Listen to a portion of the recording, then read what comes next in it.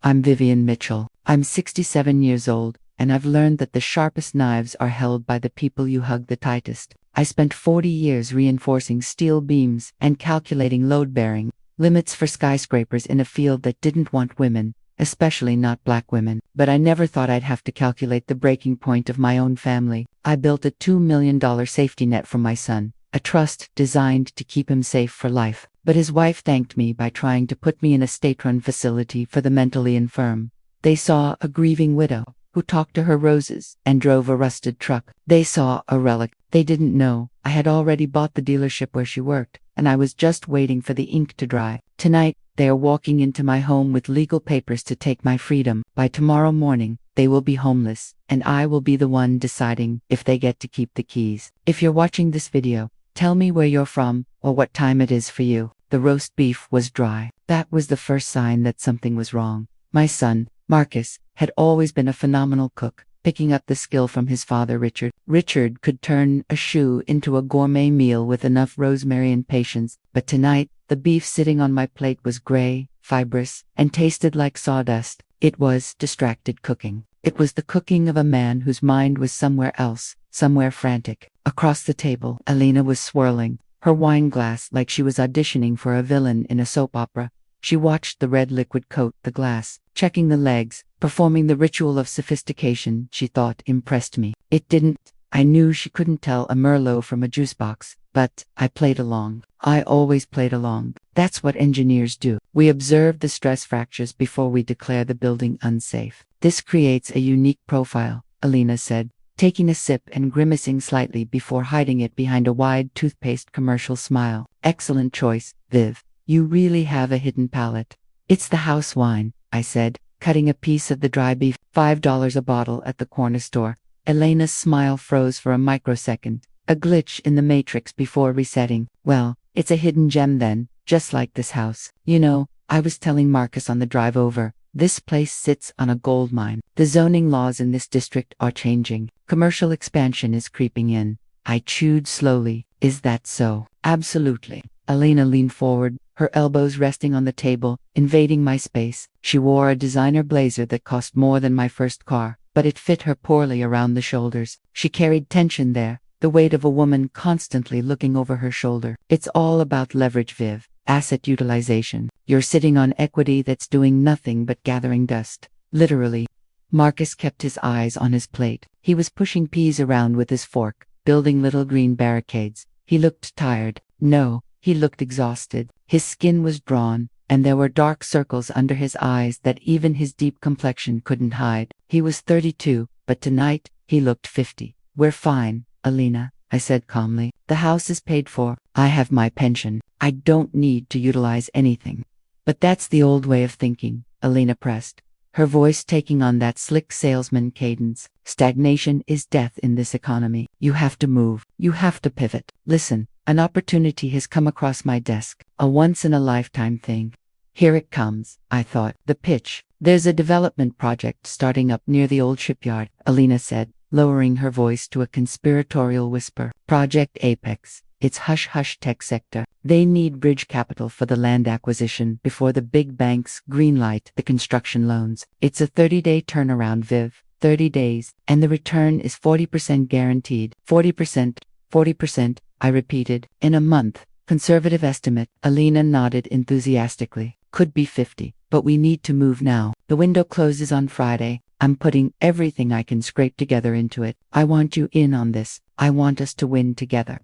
She pulled out her phone and swiped through some images, holding the screen up to me. I saw blurry architectural renderings, a map with some red circles, and a lot of buzzwords like synergy and future-proofs. It looked like something a high school student whipped up in Photoshop.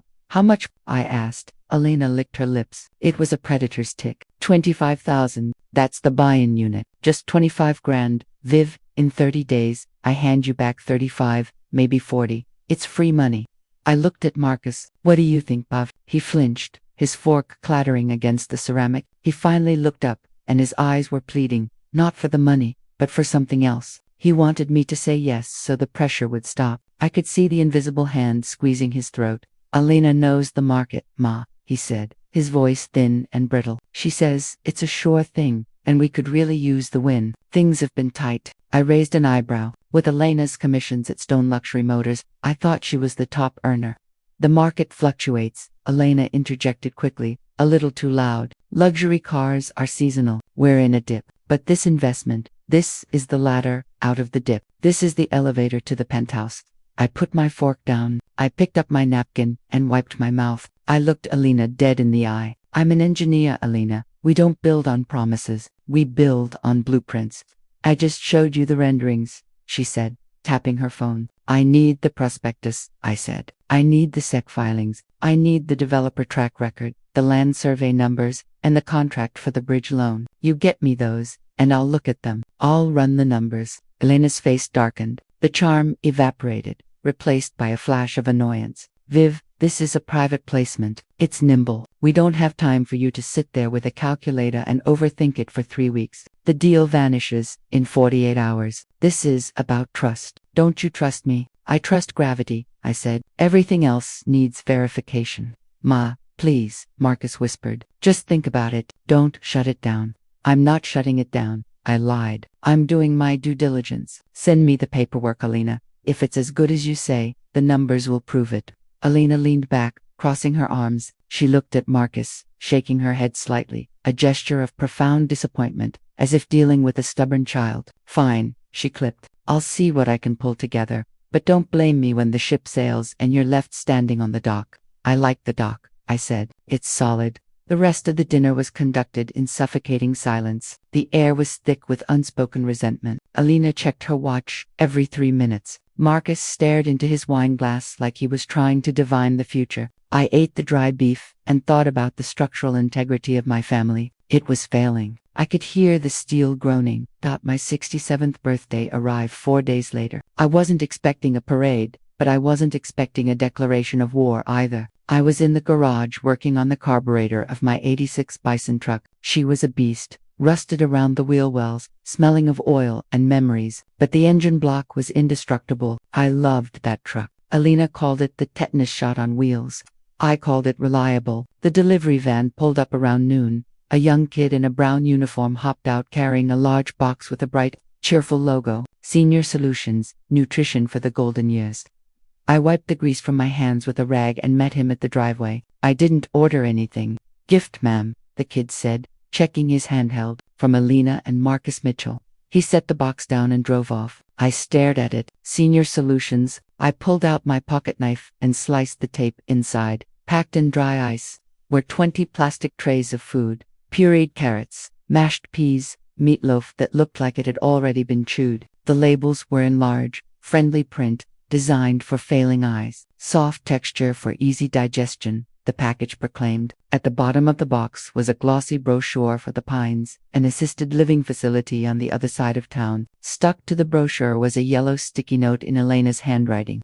Happy birthday, Viv. We noticed you've been having trouble keeping up with things lately. Thought this would make mealtime easier and safer. We should visit the Pines this weekend, just to look. Best E&M. I stood there in the driveway, the sun beating down on my neck, feeling a cold rage spread through my chest. It wasn't sadness. It wasn't hurt. It was the cold, hard clarity of a woman who realizes the enemy has breached the perimeter. They weren't just asking for money anymore. They were building a narrative. Trouble keeping up, the pureed food, the assisted living brochure. They were planting the seeds of incompetence. If I wouldn't give them the money willingly, they were preparing to take it by proving I wasn't fit to manage it myself. I picked up the box. It was heavy. I walked over to the large metal trash can by the garage, lifted the lid, and dumped the entire contents inside. The plastic trays clattered against the metal bottom. The sound of a bridge burning. I went inside, washed my hands with gritty soap until they were raw, and walked into my study. I sat at my oak desk, the one Richard and I had bought at an estate sale 30 years ago, and picked up the phone. I dialed a number I hadn't used in 6 months. Right investigations. A gravelly voice answered on the second ring. Preston, I said. It's Vivian. We have a problem, Viv. Preston Wright's voice shifted instantly from professional indifference to warm alert. Happy birthday, you old warrior. Please tell me you're calling to invite me for a drink. And not because that daughter-in-law of yours has done something stupid. She's done something worse than stupid, I said. She's done something tactical. I need you to open a file, Preston. I need a full workup on Elena Hart. Assets, debts, movements, associates, everything. I can hear it in your voice, Preston said quietly. What did she do? She sent me baby food. Preston, she's trying to paint me as senile, and she asked for 25 grand for a Project Apex investment that smells like sulfur. The incompetence play, Preston sighed. Classic. If they can't fleece you, they freeze you. I'll start digging. Give me 24 hours. But Viv, watch your back. If she's moving this fast, she's desperate. Desperate people break things. I know, I said, looking at the photo of Richard on my desk. That's why I'm going to break her first. 3 days later, I put on my best suit. It was a charcoal gray wool suit, 15 years old, but tailored and immaculate. I polished my shoes until I could see the reflection of a woman who wasn't done fighting. I drove the Bison to Stone Luxury Motors. It was a palace of glass and steel located on Cedar Road in the strip of luxury dealerships. The sunlight gleamed off the rows of German and British engineering parked out front. My rusted truck chugged into the lot, backfiring once, a loud bang that made a passing couple jump. I parked it right next to a $200,000 sports car. The contrast was aggressive. It was a statement. I walked through the automatic glass doors. The showroom was climate-controlled to a crisp 68 degrees. It smelled of new leather and expensive cologne. A receptionist sat behind a marble desk that looked like a barricade. She glanced up, saw my old suit and my weathered face, and immediately looked back down at her phone. I didn't exist in her tax bracket. I spotted Elena. She was standing by a silver convertible, laughing with a couple who looked like they owned a small island. She was in her element, gesturing, touching the car, flashing that smile. Then she saw me. The smile dropped off her face like a heavy weight. She excused herself from the couple and marched toward me, her heels eating up the marble floor. She looked furious. She looked terrified. "What are you doing here?" she hissed, grabbing my elbow and trying to steer me toward the door. "Are you lost? Did you forget where you were going?" "I'm not lost, Elena," I said, pulling my arm free. "I'm here to see Silas Stone." Elena let out a sharp, incredulous laugh. "Silas Stone, the owner? Viv, look at you. You're wearing a suit from the Nixon administration. You parked that heap of scrap metal in the front row. You are scaring the clientele."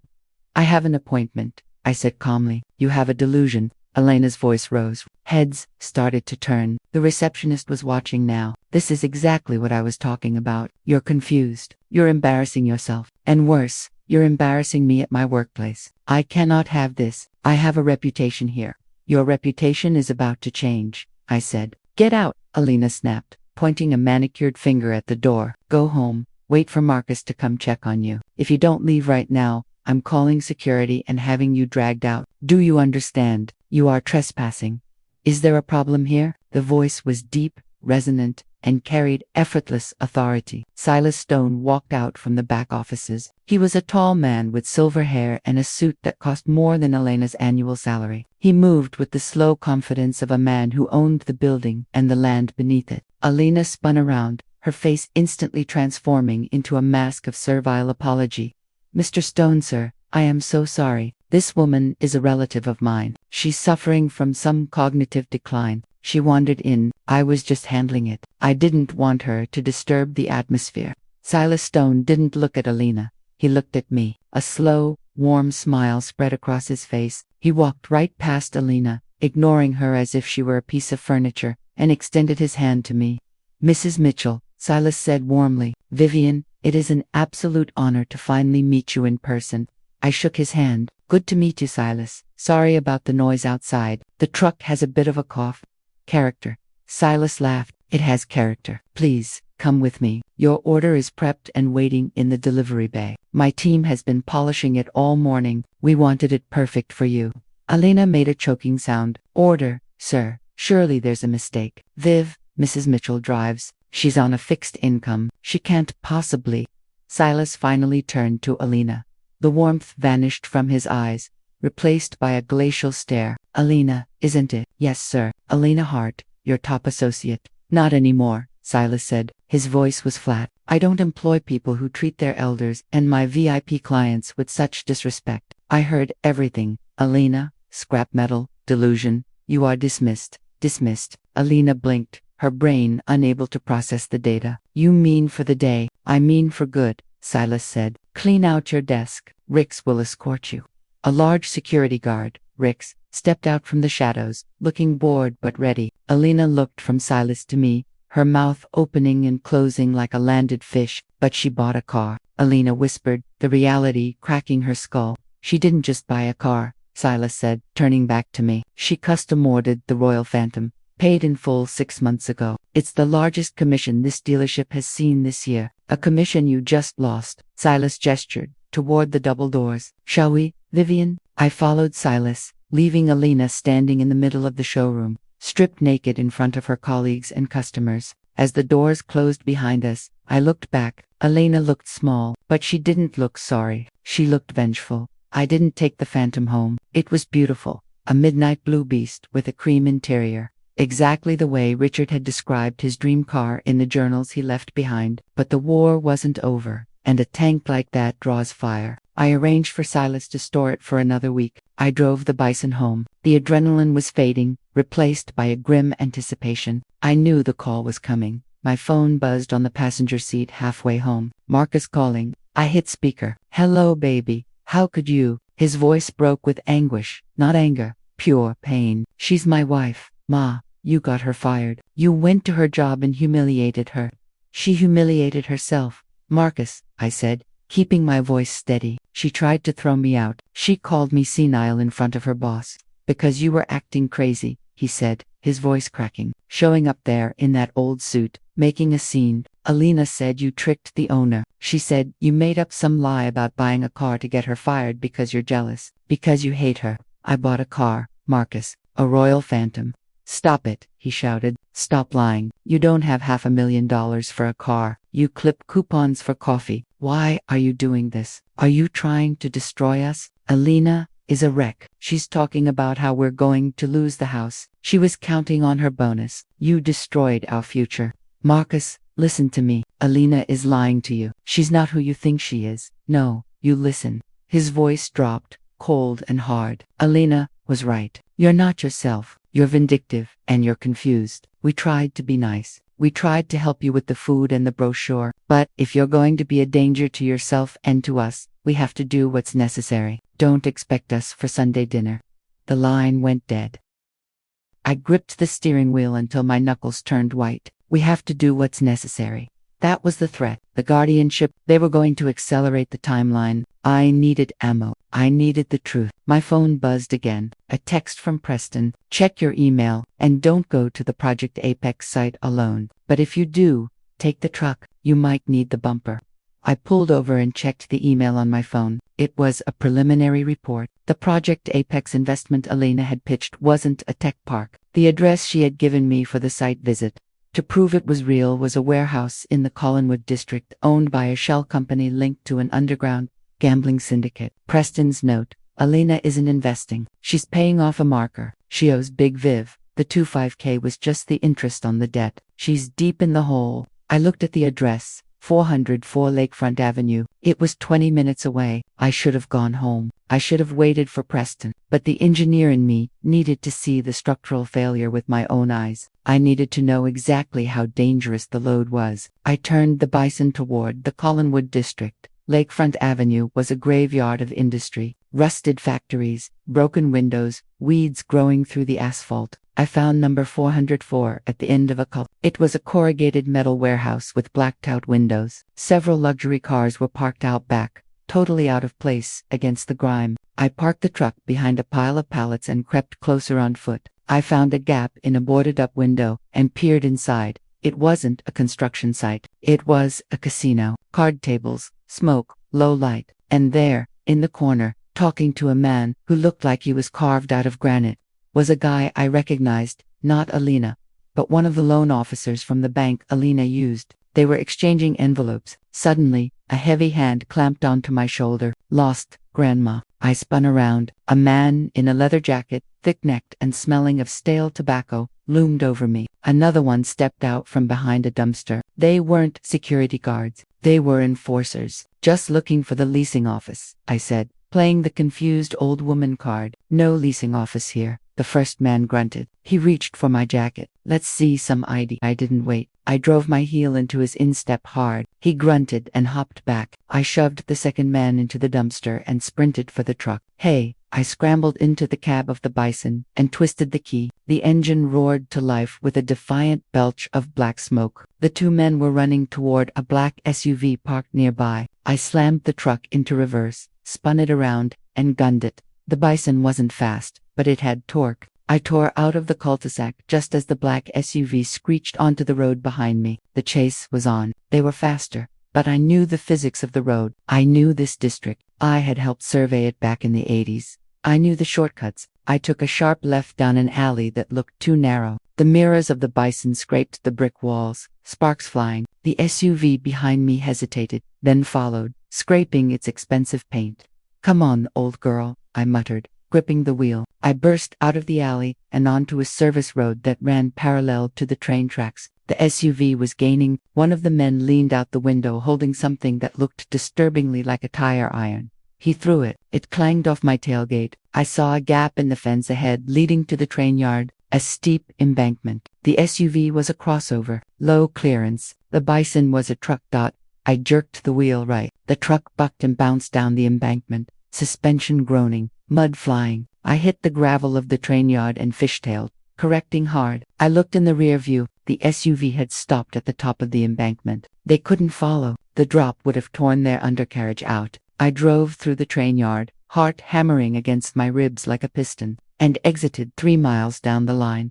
I had seen the truth. Elena wasn't just a liar. She was involved with people who threw tire irons at senior citizens. I made it home as the sun was setting, painting the sky in bruises of purple and red. My hands were shaking as I unlocked the front door. I needed the dossier. Preston had mailed me a physical copy of the full financial breakdown, the smoking gun, earlier that day. I had put it in the wall safe in my study before leaving for the dealership. I walked into the hallway and froze. A vase lay shattered on the floor. Books were pulled off the shelves. Drawers were overturned. My stomach dropped. I ran to the study. The painting that covered the wall safe was on the floor. The safe door was wide open. "No," I whispered. I fell to my knees and checked the interior. Empty. The dossier was gone. The cash I kept for emergencies, gone. But it wasn't a burglary. The TV was still in the living room. My laptop was still on the desk. It was a targeted strike. I saw a piece of paper on the desk. Another sticky note. "Ma, I came over to check on you. I found the door wide open. The house was a mess. You left the safe open again. I took the important papers for safekeeping. We need to talk about your security. We're coming over at 7 p.m. Marcus. Safekeeping." I spat the word out. Elena had sent him, or she had come herself and made it look like I left it open. She had the evidence. She knew I had dug up the dirt, and she had stolen it before I could use it. I looked at the clock. 6:45 p.m. They were coming in 15 minutes. I called Preston. Voicemail. "Preston, pick up." The house was tossed. "They took the file. I have nothing. I'm going into the meeting blind. If you get this, get over here. Bring backup." I was alone. No evidence, no backup. Just my word against a desperate con artist and my brainwashed son. I went to the kitchen, swept the broken glass into a pile, and put a pot of coffee on. I sat at the table and waited. An engineer doesn't panic when the blueprint is lost. She improvises. The doorbell rang at 7 p.m. sharp. I opened it to find the tribunal. Elena stood in front wearing a fresh designer suit and a face of mournful concern. Marcus was beside her, red-eyed and trembling. And with them was a man I didn't know. Severe expression, rimless glasses, carrying a leather portfolio. "Can we come in, Viv?" Elena asked softly. "It's your show," I said, stepping back. They filed into the kitchen. Elena pulled out a chair for the stranger. "Ma," Marcus said, his voice shaking. "This is Dr. Marcus Webb. He's a specialist in geriatric transition." "Dr. Webb." I nodded. "Let me guess. You're here to tell me I'm crazy."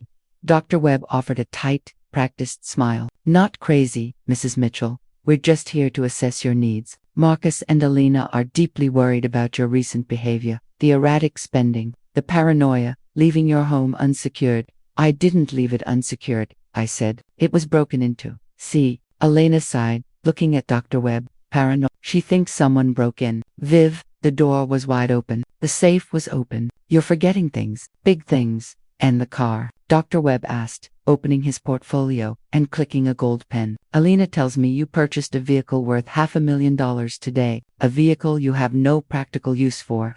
It was a gift, I said. A gift for whom? Dr. Webb asked, writing something down. For my husband. The room went silent. Marcus let out a sob. Ma, he whispered. Dad has been gone for 2 years. I know that. Marcus. Dr. Webb made a significant check mark on his paper. Mrs. Mitchell, spending that amount of money on a deceased spouse. Surely you can see how that indicates a break from reality. Elena leaned forward, placing a thick stack of documents on the table. Viv, look, we don't want to do this the hard way. We love you, but we can't let you burn through your savings on delusions. This is a voluntary conservatorship agreement. It just gives me and Marcus co-signing authority on your accounts. We'll manage the bills. You just relax. You retire for real this time. And if I don't sign? I asked. Then Dr. Webb submits his evaluation to the court, Elena said, her voice hardening. He certifies that you are a danger to your estate. The court grants an emergency temporary guardianship. We take control anyway, but that way is messy. It's public. Let's do this quietly, for the family. She pushed the pen toward me. I looked at the pen. It was a nice pen, Mont Blanc, probably bought with a credit card that was maxed out. I looked at Marcus. Baby, do you believe this? Do you really think I've lost my mind? Ma, you bought a Rolls-Royce for Dad, he cried. You think people are breaking in. You tried to ruin Elena's job. You're not you anymore. She's right, Viv, Elena said soothingly. Just sign. I picked up the pen. I twirled it in my fingers. Then I set it down. Dr. Webb, I said, turning to the man. Where did you get your degree? He blinked, taken aback. Excuse me, your medical degree. Where is it from? I studied at. That's hardly relevant, he bristled. I am a certified senior care consultant. I repeated. So, you're not a psychiatrist. You're not a neurologist. I work in conjunction with. Yes or no, doctor? Are you a medical doctor licensed to diagnose dementia in the state of Ohio? I have a PhD in social work, he said defensively. So you can't clinically diagnose me, I said. Your testimony in court would be an opinion, not a medical fact. An opinion paid for by the people trying to take my money. Elena slammed her hand on the table. Enough. Stop playing lawyer. You don't have a choice here, Viv. We have the evidence of your incompetence. And I have the evidence of your fraud, I said. Elena laughed. It was a nervous sound. What evidence? The file you lost. The one Marcus found in your open safe. She admitted it. She got cocky. I didn't say I had a file, I said quietly. I said I have evidence. Do you really think an engineer keeps only one set of blueprints? Do you think I didn't upload everything to the cloud the moment I got it? Elena's eyes darted around the room. You don't even know how to use the cloud. I built bridges, Elena. I think I can figure out Dropbox. I leaned forward. I know about the gambling debt. I know about the loan sharks on Lakefront Avenue. I know you borrowed 20 grand from a guy named Knuckles, or something equally cliché.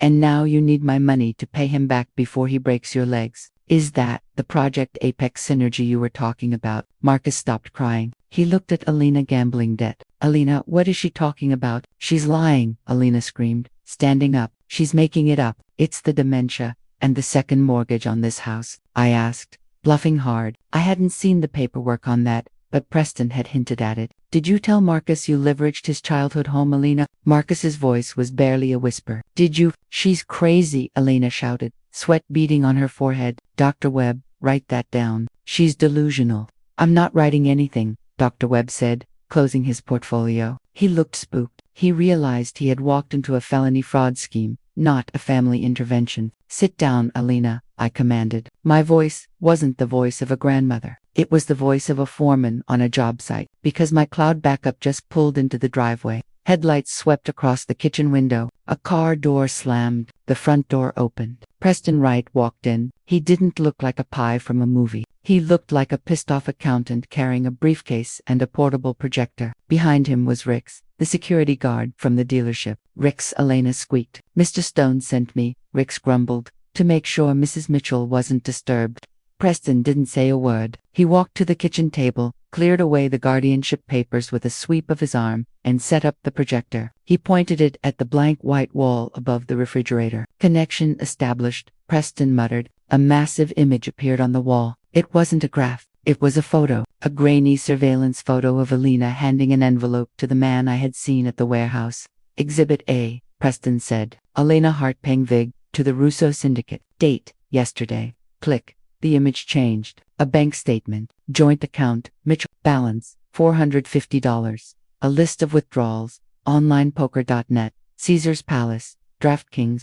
Exhibit B. Preston narrated. $112,000 in gambling losses over the last 18 months. Click. A document with a forged signature. Mortgage, refinance, application. The signature read Marcus Mitchell, but the handwriting was jagged. Exhibit C, Preston said. Second mortgage on the Mitchell residence. Forged signature of spouse. Felony fraud?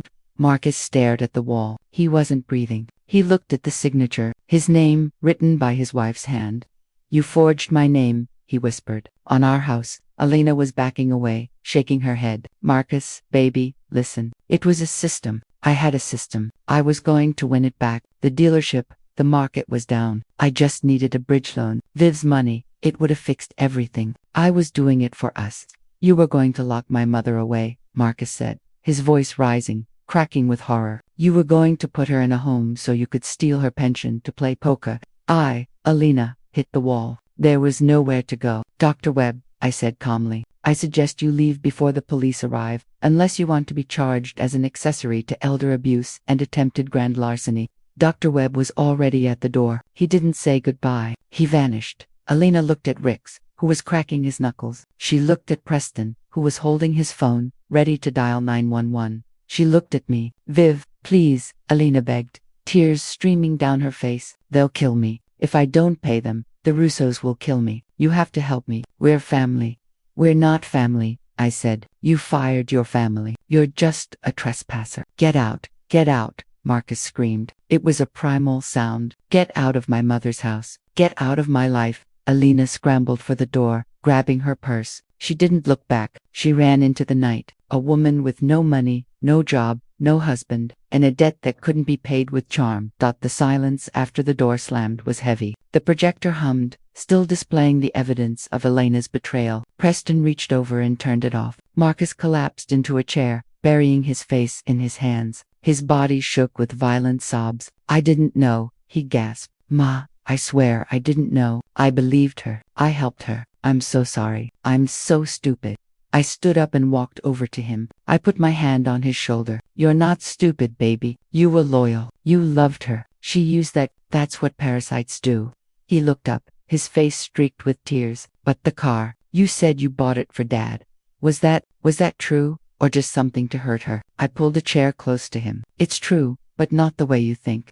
I took a breath. Do you remember the road trip Dad always talked about? The grand tours. He wanted to drive the coast in a car fit for a king. He saved for it for 20 years, in a separate account. He called it the Freedom Fund. Marcus nodded, sniffing. He talked about it all the time. When he got sick, I said, he made me promise. He said, Vivian, don't let the money sit there. Do something beautiful with it. I couldn't take the trip without him. I couldn't sit in that car alone. But I couldn't break the promise. I reached into my pocket and pulled out a set of keys, the Royal Phantom keys, heavy and silver. I bought the car, I said, but I'm not keeping it. I'm not driving it. Then why? He asked. Because there's a program, I said, at the St. Vincent Charity Hospice, where Dad spent his last days. They have a wish program for patients. One last great day, a trip to the beach, a drive to see the fall leaves, a visit to a childhood home. I placed the keys on the table. Next week, I'm donating the Phantom to the hospice. It's going to be the Richard Mitchell chariot. It's going to take people on their last great adventures. It's going to give them dignity. That's what Dad would have wanted. Not a car in a garage, but a car that gives joy. Marcus stared at the keys. Fresh tears welled up, but these were different. They weren't tears of shame. They were tears of relief, of understanding. You're not crazy, he whispered, hugging me. You're the best woman I know. I'm just an engineer, I said, hugging him back. I fix things. A week later, the sun was shining on the driveway of the hospice. The Royal Phantom gleamed in the light, a beacon of luxury and comfort. Silas Stone was there, shaking hands with the hospice director. Preston stood in the back wearing sunglasses, looking proud. Marcus stood next to me, holding my arm. He looked lighter. He had filed for divorce 3 days ago. He had moved back into his old room. For now, helping me in the garden, healing. The director spoke about kindness, about legacy. Then the first passenger came out. It was an elderly woman named Florence. She was frail, in a wheelchair, hooked up to oxygen, but her eyes were bright. She had been a singer in her church choir for 60 years. Her wish was to see the old church one last time. The nurse helped her into the back seat of the Phantom. She sank into the cream leather inside, a smile spreading across her face that erased years of pain. "Ready to sing, Florence?" the driver asked. "Ready?" Florence whispered. I watched the car pull away, gliding silently down the road, carrying Florence toward her joy. I looked at my old bison truck parked across the street. It was rusted. It was loud. It was beat up. But as I walked toward it, holding my son's hand, I knew I was the richest woman in the world. Elena was out there somewhere, running from her shadows. I was standing in the light. "Come on, baby," I said, opening the passenger door of the truck for him. "Let's go get a burger. A real one, not pureed." He laughed, a genuine, bright sound. "You drive, Mom?" "Always," I said. I turned the key. The bison roared. We drove home. If this story resonated with you, leave a like and consider subscribing. You can also drop any comment below, even just one word. Maybe tell me where you're watching from or what time it is right now. Sometimes one word is enough to say you were here.